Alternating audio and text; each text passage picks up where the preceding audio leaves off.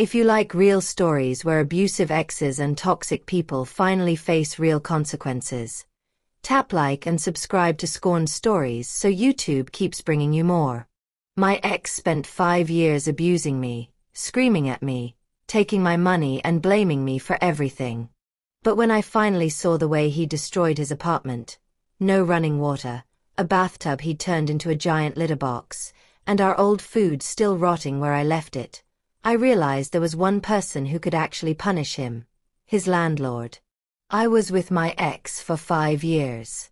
On paper, he had excuses for everything. He was a raging alcoholic. He struggled with borderline personality disorder. His family rescued him every time he messed up. Whenever he got into trouble, his mom would send money, smooth things over, and he'd learn absolutely nothing. In reality, all of that just meant this: he treated people terribly and never faced real consequences. With me, he was often verbally abusive and, on rare occasions, physically violent. He would explode, scream, twist things around, and make me feel like I was the problem. I was never good enough, never supportive enough, never understanding enough. I never lived with him. That was my one line in the sand. I always told him, if you want us to live together, you have to go to therapy first. He never went. So I stayed in my own place, and he stayed in his. We lived only a few blocks apart, which made everything harder. He was always close enough to show up, text, call, beg, and drag me back into the cycle. Eventually, I had enough. I got tired of treating him with kid gloves and walking on eggshells. Earlier this year, I finally ended it. I broke up with him. But if you've ever been in a relationship cycle like this, you know how it goes. Your head knows it's over, but your heart misses them. The pattern itself is addictive. You get used to the highs and lows, the begging and the "I promise I'll change." So when he tried to reconnect with me recently, I went against my gut and engaged. I knew I shouldn't, but I did. And almost immediately, he reminded me exactly who he was. He took money from me, and then somehow managed to accuse me of stealing from him. That turned into 3 days of pure madness. To him, nothing was ever his fault. Not the drinking, not the abuse, not the money. Always someone else, always me. During this brief reconnection, he invited me back to his apartment. If you like true stories where bullies and toxic coworkers finally get what's coming to them, tap like and subscribe to Scorned Stories so YouTube keeps bringing you more. My work bully thought he could scream at me, insult my family and sleep while I drove his truck so he could get paid extra. So one morning, I parked him nose to nose with a semi-truck, had the driver lean on his air horn, and convinced my bully he was about to die in a head-on collision. Here's how it happened. I was 18 when I got my first real job in the Canadian oil patch. It was the early 2000s, and this gig paid $20 an hour with no experience or education needed, while minimum wage was under $6. The job was called well testing. Basically, you hook up a closed pressure tank and flare stack to new oil and gas wells, run them, and record data for the company. Setting up and tearing down was hard physical work, but once things were running, it was mostly watching gauges and entering numbers into a computer. For a first job, it wasn't bad. Except for one problem. His name was Gary. We usually worked 2-man, 12-hour shifts, or 4-man, 24-hour crews. 1 laborer and 1 supervisor per shift. I got paired with a mean-spirited, alcoholic supervisor in his mid-50s named Gary. He was overweight, lazy, and only helped when something was too heavy for me to lift alone, like the 2 50-pound pipes. Most of the time, he hid in the trailer, watched DVDs, napped, and typed a bit of data into the computer every hour. And he loved picking on me. I'm not a small guy, about 6'1", But back then I had a baby face and almost no confidence.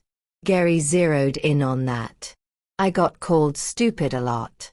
When he found out I'd never used a power drill before, he asked, "Didn't your dad teach you anything?" I made the mistake of telling him my dad had only been in my life for a few years. The next time I made a mistake, he smirked and said, "No wonder your dad walked out on you." I did call him out. And like every other jerk on earth, he hid behind, "You just can't take a joke."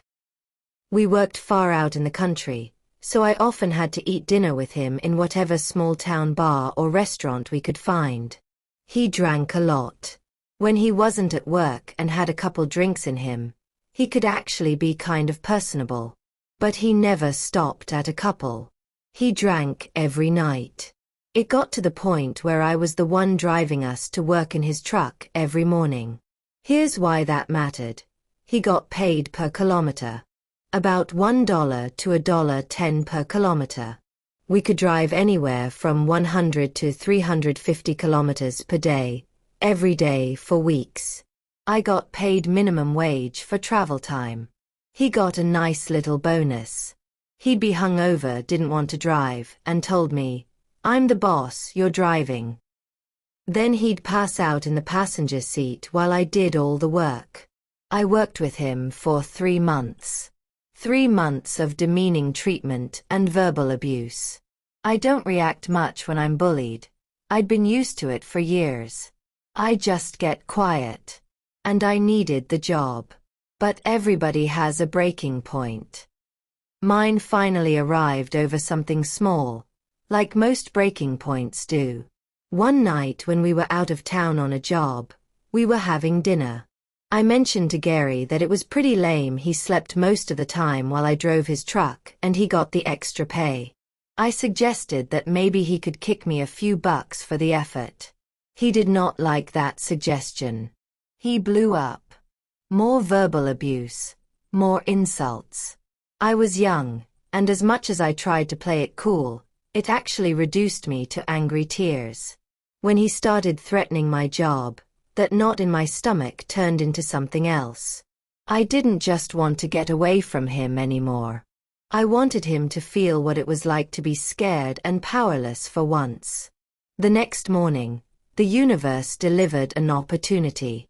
Gary was in his usual travel coma in the passenger seat while I drove us to the worksite. We were about 30 kilometers from site, out on a highway in the middle of nowhere, when I saw a semi-truck pulled over on a wide shoulder. The engine was running, and the driver was standing outside. An idea hit me so fast it was almost like a reflex. Gary was dead asleep. He always needed to be shaken awake with intent. He didn't stir when the truck stopped. I pulled over, hopped out, and walked up to the semi-driver. The guy turned out to be friendly. I explained in a few quick sentences that my supervisor was a massive jerk who'd been bullying me for months, and I wanted to prank him by making him think we were about to crash. I asked if he'd help by pulling up very close and laying on his air horn when I gave the signal. The driver grinned and agreed. He climbed back into his rig and waited. I quietly climbed back into Gary's truck, gently maneuvered us so that we were almost bumper to bumper with the front of the big Peterbilt, facing directly at it. Gary still didn't wake up. Then I lit the beacon. I flashed my headlights at the semi. The driver responded instantly. He cranked his high beams, and then he hit his air horn with his whole soul. The sound was insane at that distance, like it was right inside the cab with us. At the same time, I started honking Gary's horn and screaming at the top of my lungs.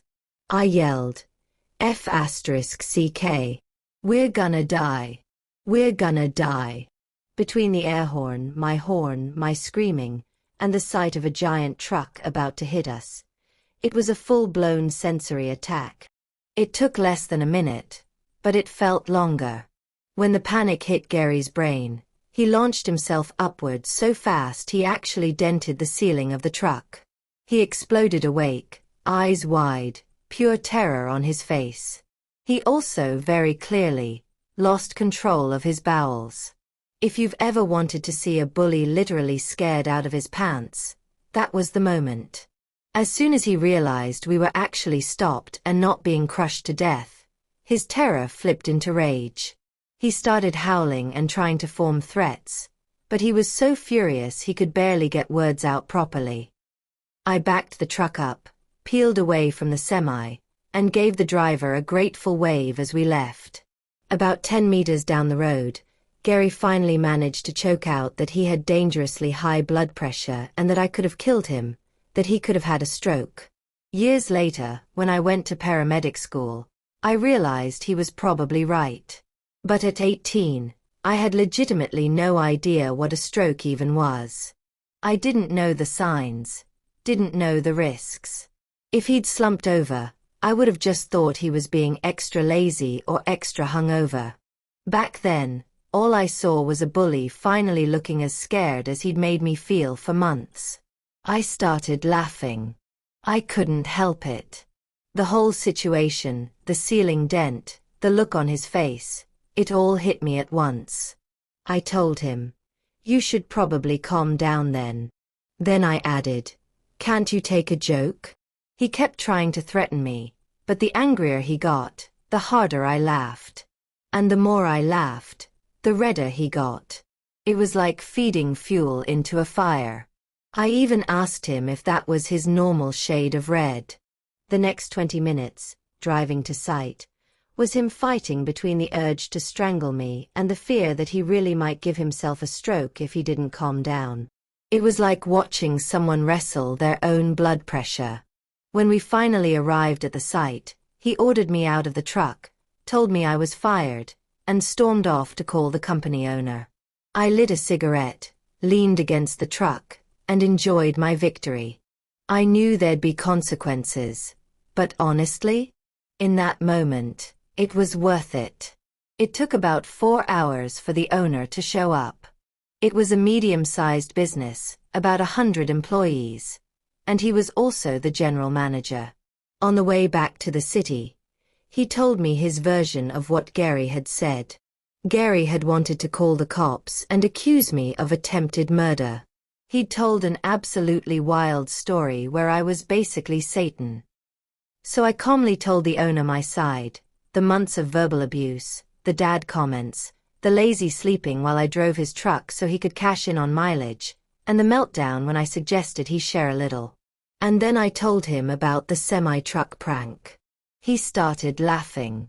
Like, really laughing. By the time we got back, he said he understood why I snapped. He didn't condone the danger, but he definitely saw Gary's part in causing it. I wasn't fired. Instead, I got moved to a different crew. One where I could just be the quiet, slightly unhinged 18-year-old without anyone trying to break me down every day. Gary and I never worked together again. Word got around the company about what I'd done, and I ended up with a surprising amount of street cred with the other guys. Apparently, not many people stand up to bullies in such a theatrical way.